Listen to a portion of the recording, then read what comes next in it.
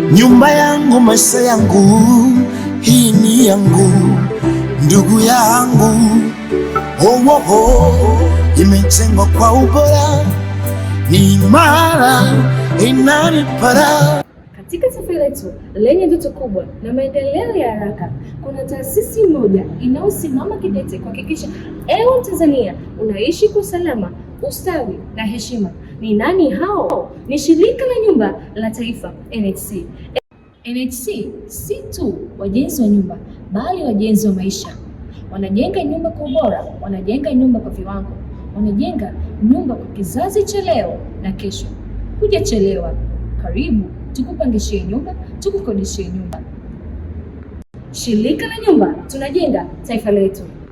Nyumba yangu, maisha yangu, hii ni yangu, ndugu yangu. Imejengwa kwa ubora.